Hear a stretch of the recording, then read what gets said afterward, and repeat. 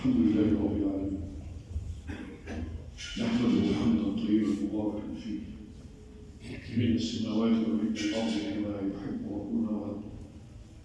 ونشهد ان لا اله الا الله وحده لا شريك له شهاده تنفعنا يوم العرض عليه والوقوف بالحساب بين يديه يوم لا ينفع مال ولا بنون الا من اتى الله بقلب سليم.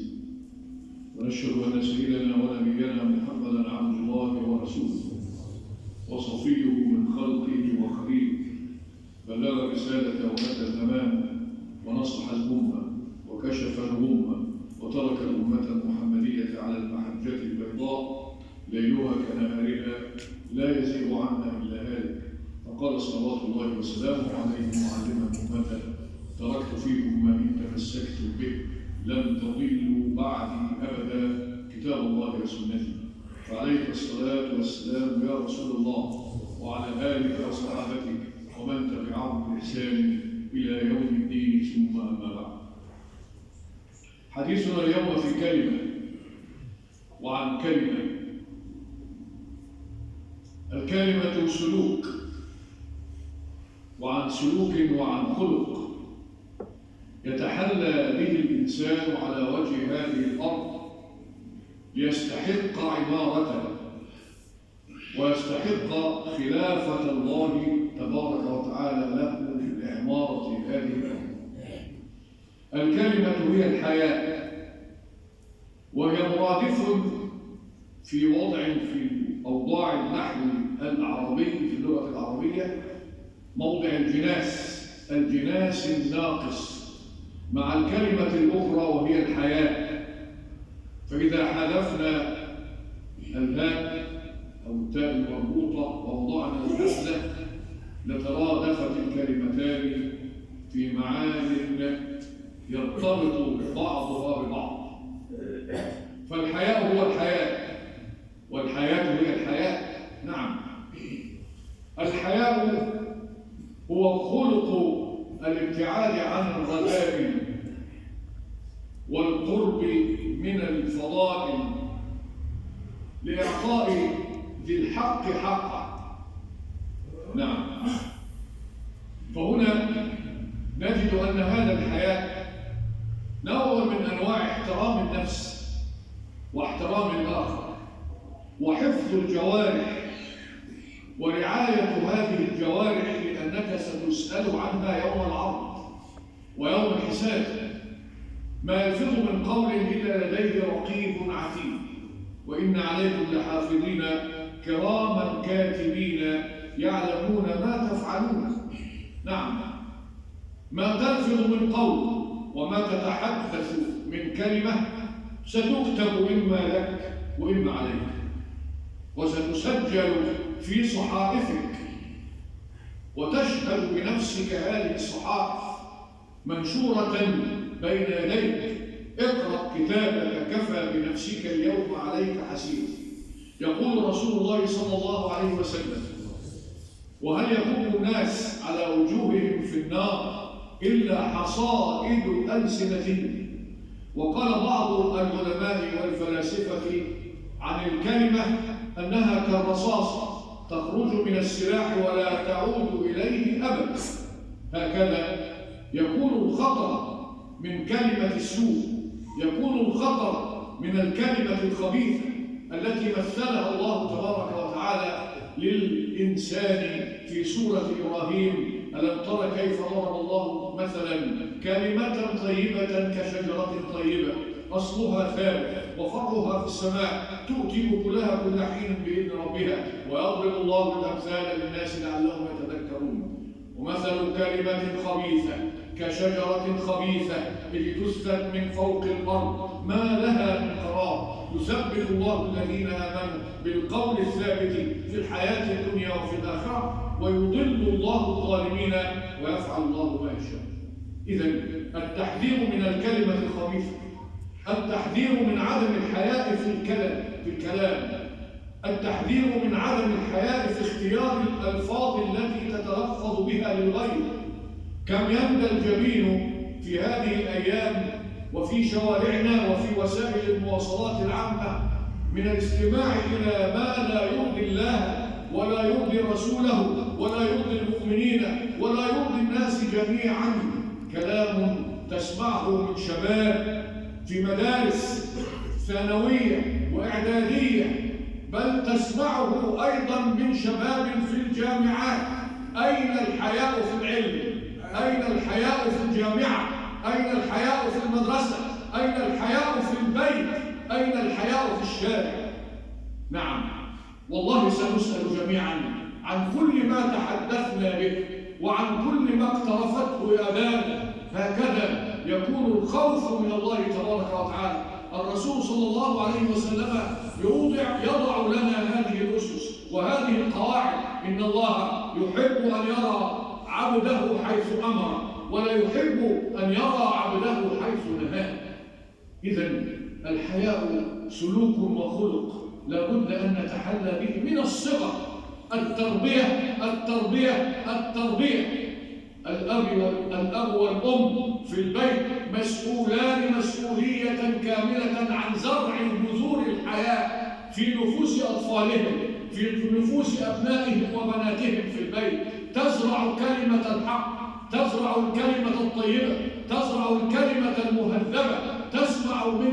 يسمع منك الولد أو تسمع منك الابنة حلو الكلام وحلو اللفظ. نعم، هكذا يتربى هذا الجيل على الحياة، يتربى هذا الجيل على الكلمة الطيبة، يتربى بالقدوة لا بالكتاب ولا بالقراءات ولا بعلماء النفس ماذا يقولون عن كذا وكذا وكذا في أمور التربية، لكن التربية بالقدوة. نعم، هكذا يكون تعلم هذا الحياة.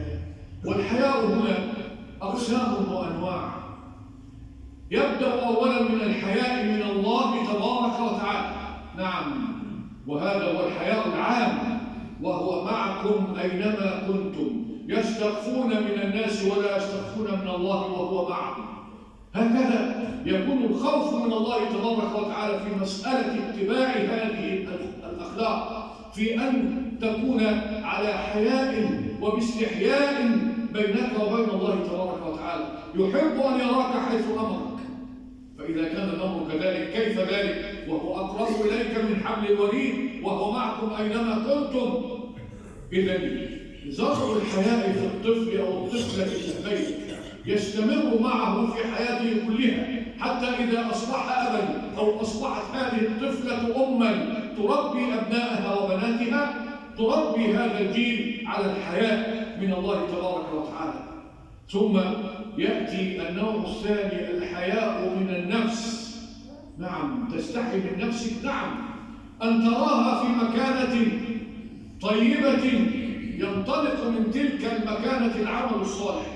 هكذا تكون المراقبة للنفس، وتكون المتابعة لكل كلمة كل كلمة تحيك في صدرك دون أن تنطق بها، فإذا نطقت بها كتبت لك أو كتبت عليك. الحياء من النفس أن ترى نفسك في مكانة رفيعة يحترمك فيها الناس ويقدرك فيها الناس، تقف في صورة مشرفة في هذا المجتمع. نعم، الرسول صلى الله عليه وسلم يقول في بعض الأحاديث الشريفة: إذا رأيتم الرجل يعتاد المساجد فاشهدوا له بالإيمان. نعم، إذا اعتاد هذا الرجل المسجد فلنشهد له بالإيمان، لأن فيه الحياء من أن يرى في مكان آخر، في كافيه أو في أي أندية أخرى، لا يمكن أن نصفه بهذا الوصف ولا يمكن أن نصفه بالإيمان إذا دخل هذه الأماكن، لكنه إذا دخل المسجد دخل بيت الله تبارك وتعالى فاشهدوا له بالإيمان. هكذا يكون الحياء من الله تبارك وتعالى أن يراك حيث أمرك، في بيوت أذن الله أن ترفع ويذكر فيها اسمه، يسبح له فيها بالغدو والآصال رجال لا تلهيهم تجارة ولا بيع عن ذكر الله وإقام الصلاة وإيتاء الزكاة يخافون يوما، يخشون هذا اليوم، يخافون يوما تتقلب فيه القلوب والأبصار ليجزيهم الله أحسن ما عملوا ويزيدهم من فضله، والله يرزق من يشاء بغير حساب.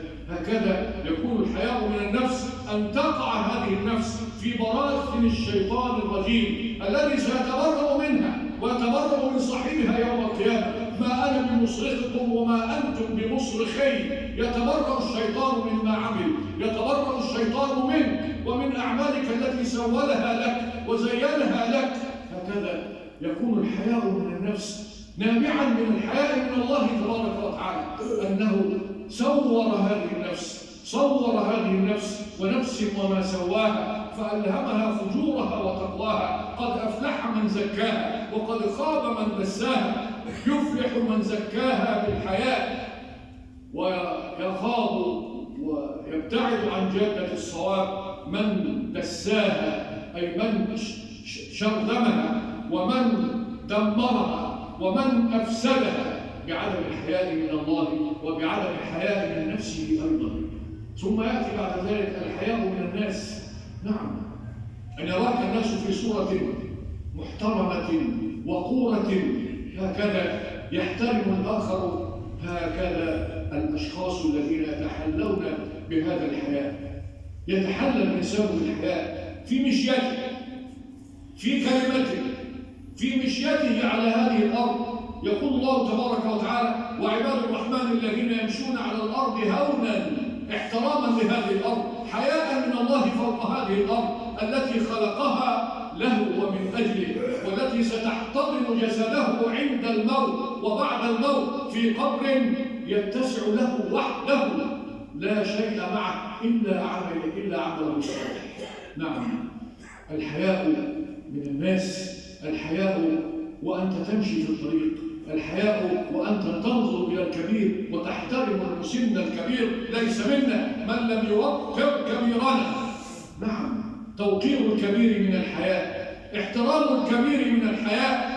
كم نرى وكم نسمع ما يندى له الجبين من أطفال صغار يتندرون على الكبار ويتندرون على الذين أعطاهم الله سنا متقدمة، يتندرون عليه في مشيته، في كلماته، في طباعه، في سلوكه، ولا يرون أن الموت أقرب إليهم منه هو، أقرب من هذا العجوز الذي بلغ من العمر ما بلغ.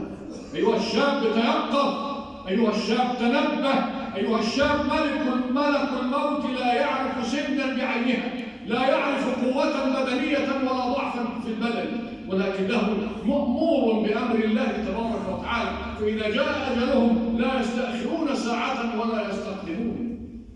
قال: رب ارجعون لعلي أعمل صالحا فيما تركت. كلا، هي كلمة هو قائلها هذا الشاب الذي تندر على الكبار ولم يراعي الحياء في لفظه ولم يراعي الحياء في تصرفاته وفي مشيته. الذين يمشون على الأرض هونا وإذا خاطبهم الجاهلون قالوا سلاما. هكذا يكون الحياء من الله أولا، والحياء من نفسك التي بين جنبيك، والحياء من الناس أيضا، والحياء من الكبار أيضا. هكذا تكون هذه الأخلاق، أخلاق الإنسان على وجه هذه الأرض. وكم من آيات في القرآن الكريم تدلنا على هذا الحياء. الحياء في الأنبياء جميعا، الحياء في رسول الله صلى الله عليه وسلم الذي قال: الحياء شعبة من شعب الإيمان. نعم، هو شعبة كبيرة ونسبة كبيرة من هذا الإيمان.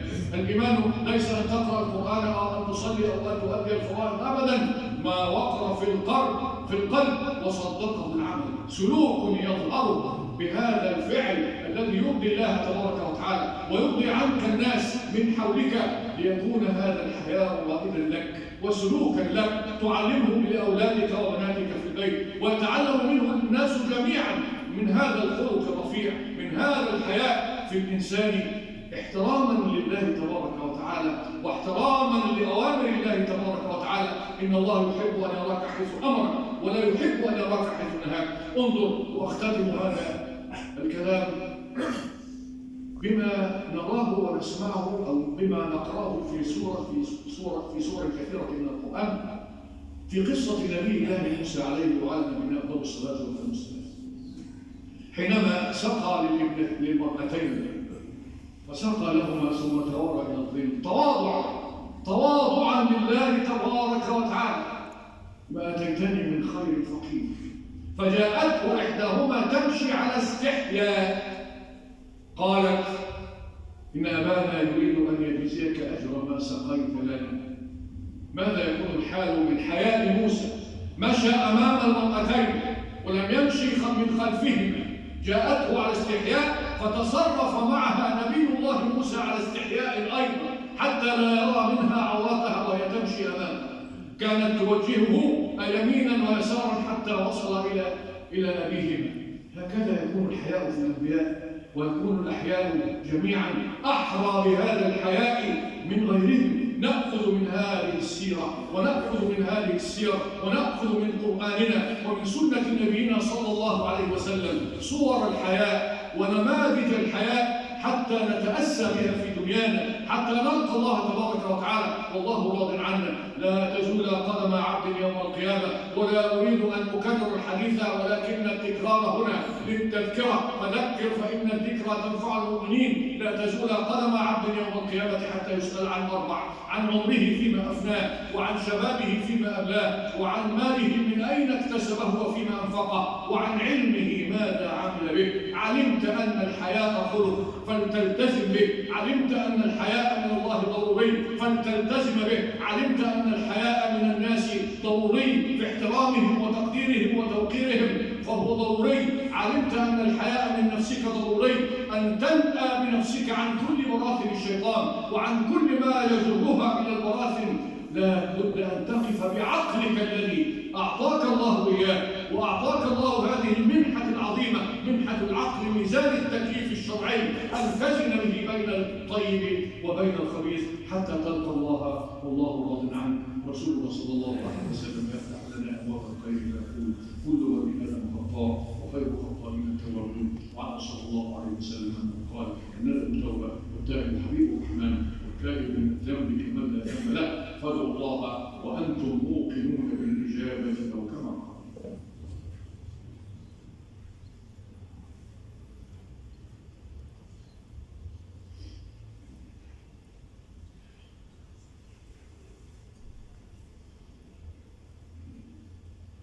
الحمد لله رب العالمين حمدا طيبا مباركا فيه في السماوات والارض كما يحب ربنا ويرضى. الصلاه والسلام على المبعوث رحمه للعالمين سيدنا مولانا محمد. اللهم صل وسلم وبارك على عبدك ورسولك وحبيبك محمد صاحب المقام المحمود والحوض المورود والشفاعه العظمى يوم القيامه. اللهم كنا على الرشيد واسقنا ربنا من الشهيد شهوه منك لا نقوم على العالمين. ربنا لا تعلم في جميع العظيم هذا ذنبا الا غفرته، ولا هما الا فرجته، ولا مريضا الا شفيته، ولا ميتا الا رحمته، ولا دائما الا قضيت عنه دينه، ولا مظلوما الا نصرته، ولا ظالما الا هديته، ولا عاصيا الا قضيته، ولا داعيا الا اجبته، ولا حاجه من حوائج الدنيا لك فيها رضا ولنا فيها صلاح الا يسرتها بفضلك وكرمك ومنك واحسانك يا رب العالمين. اللهم اهد ابناءنا وابنائنا الى ما فيه الخير يا رب العالمين. اللهم سدد خطاهم، اللهم اهدهم صراطك المستقيم، اجعلهم يا رب هادين مهتدين لا ضالين ولا مضلين، يعملون بكتابك ويتاسون بسنه رسولك صلى الله عليه وسلم. اللهم ان هذا هو حالنا واضح لك وضعفنا ظاهر لا يخفى عليك، فعاملنا ربنا بالاحسان اذ الفضل كله منك واليك. واغفر لنا يا ربنا بخاتمه السعاده اجمعين. اقول قولي هذا واستغفر الله العظيم لي ولكم ولسائر المسلمين اجمعين، وقوموا الى صلاتكم.